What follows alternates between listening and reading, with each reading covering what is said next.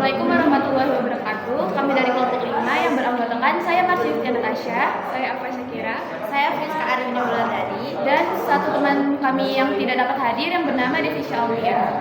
Di sini kami akan mempresentasikan hasil kerja yang telah diberikan oleh Bu Hanim. Yang pertama akan dibacakan soalnya oleh Afa Syakira.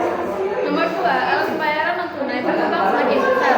Teknologi memegang peranan penting dalam perkembangannya. Apa saja yang termasuk alat pembayaran tunai? Bagaimana teknologi mempengaruhi perkembangan alat tunai? Teknologi telah mengubah cara kita melakukan pembayaran tunai dengan adopsi pembayaran digital seperti dompet digital, pembayaran menggunakan aplikasi, dan teknologi NFC yang memungkinkan pembayaran tanpa kontak. Ini memberikan kemudahan dan kecepatan dalam transaksi, meningkatkan efisiensi, dan memfasilitasi inklusi keuangan bagi banyak orang. Oke, selanjutnya soal nomor 3. Alat pembayaran non tunai dibedakan menjadi 3, yaitu alat pembayaran non tunai berbasis elektronik, kartu, dan kertas. Masing-masing alat pembayaran tersebut memiliki beberapa jenis. Selanjutnya, alat pembayaran non tunai berilah keterangan cara penggunaannya. Catatlah pada tabel berikut. Nomor 3, keterangan alat pembayaran berbasis elektronik. Jenis alat pembayaran bisa terbagi menjadi 2, e-money dan e-wallet. Cara penggunaan yang e-money, pastikan kalau merchant atau tempat Anda melakukan transaksi dapat menerima pembayaran menggunakan e-money bank Anda. Yang kedua, pastikan saldo yang Anda miliki pada kartu mencukupi.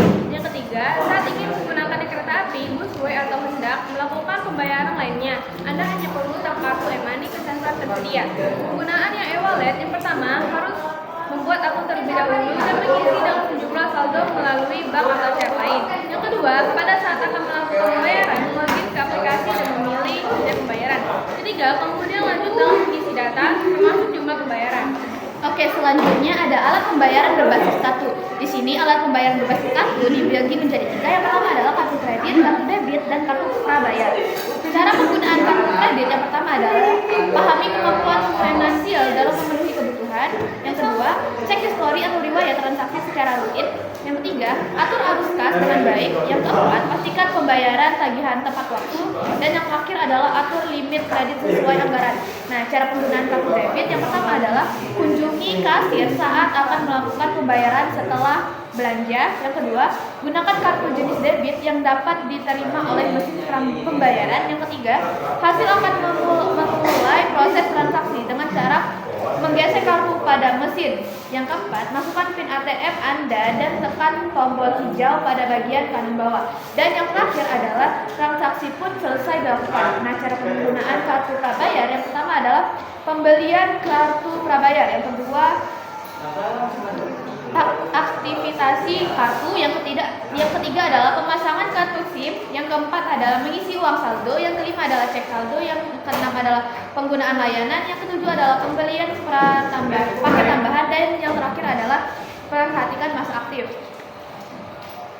Nah, alat pembayaran berbasis kertas dibagi menjadi 4. Yang pertama, cek. Yang kedua, bil giro.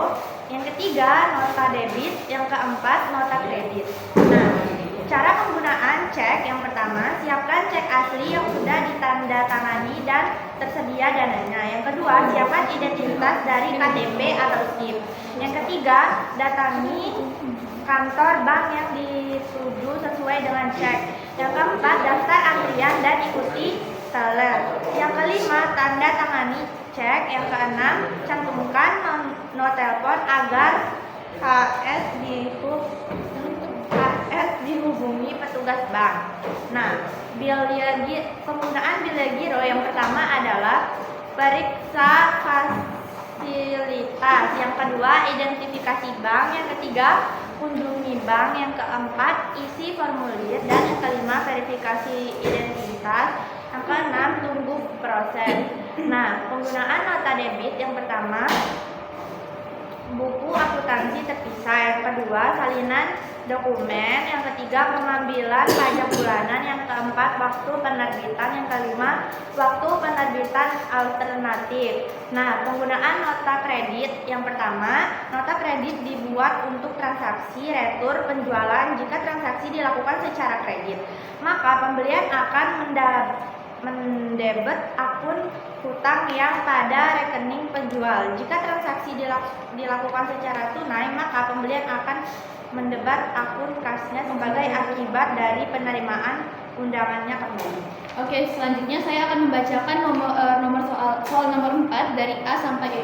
Yang soal nomor 4A, mengapa sebagian besar masyarakat lebih suka menggunakan dompet digital? Apa kelebihan dibandingkan dengan metode pembayaran yang lain? Yang B, apa saja bentuk keamanan dan kemudahan dalam menggunakan dompet digital? C, bagaimana prosedur penggunaan dompet digital? D, terdapat beberapa jenis dompet digital yang ada di Indonesia. Apa saja sih jenis dompet digital tersebut? Bagaimana masing-masing dompet digital memberikan pelayanan dalam pembayarannya? Yang ke E adalah berdasarkan infografik tersebut, simpulkan kemanfaatan dompet digital dalam masyarakat. Nah, di sini akan dijawab oleh teman saya. Nomor 4A, karena orang-orang yang menggunakan dompet digital merasa lebih aman dan mudah digunakan untuk membayar. Pandemi ini telah mempercepat penggunaannya. Kelebihannya termasuk kemampuan untuk melakukan transaksi tanpa perlu membawa uang tunai. Yang B, keamanan dalam menggunakan dompet digital biasanya meliputi enkripsi data, autentikasi 2 faktor, dan pelacakan transaksi yang lebih mudah. Kemudahan lainnya termasuk kemampuan untuk melakukan transaksinya kapan saja dan di mana saja. Selanjutnya saya akan menjawab soal nomor 4 yang bagian C dan D. C. 1. Untuk aplikasi dompet digital yang dipilih dari toko aplikasi. Yang kedua, buat akun dengan mengikuti petunjuk yang diberikan termasuk verifikasi identifikasi. Yang ketiga, tambahkan metode pembayaran. Yang keempat, untuk mentransfer uang, masukkan nominal lalu mengisi nomor telepon, email, dan lainnya. Yang meliputi enkripsi data, autentikasi 2 faktor, dan pelacakan transaksi yang lebih mudah. Kemudahan lainnya termasuk kemampuan untuk melakukan transaksinya kapan saja dan di mana saja. Selanjutnya saya akan menjawab soal nomor 4 yang bagian C dan D. C.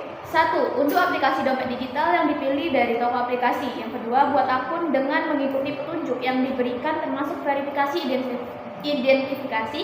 Yang ketiga, tambahkan metode pembayaran. Yang keempat, untuk mentransfer uang, masukkan nominal lalu mengisi nomor telepon, email, dan lainnya. Yang terakhir adalah konfirmasi transaksi Anda dan tunggu notifikasi bahwa transaksi berhasil. Di sini saya akan melanjutkan jawaban yang D. Yang D jawabannya ada GoPay, OVO, Dana, ShopeePay, dan Lingajah. Nah, yang GoPay adalah memberikan berbagai promo sehingga biaya layanan lebih murah. OVO memberikan fitur cashback dan promo yang menarik. Dana memiliki fitur tambahan seperti pengolahan keuangan dan pemberian asuransi. ShopeePay dapat melakukan transfer saldo sesama pengguna, biaya pelayanan, dan lain-lain. Dan yang terakhir adalah Lingajah, memberikan layanan pembayaran di merchant, mitra, transfer, dan tagihan. Nah, selanjutnya saya akan melanjutkan bagian E. Penggunaan dompet digital membawa banyak manfaat bagi masyarakat, termasuk kemudahan dalam bertransaksi, keamanan yang lebih baik, pengelolaan uang yang lebih efisien, dan kemungkinan untuk memperluas akses layanan keuangan bagi mereka yang sebelumnya sulit mengaksesnya. Oke, baik. Sekian presentasi dari kelompok kami. Kami ucapkan terima kasih dan Assalamualaikum warahmatullahi wabarakatuh.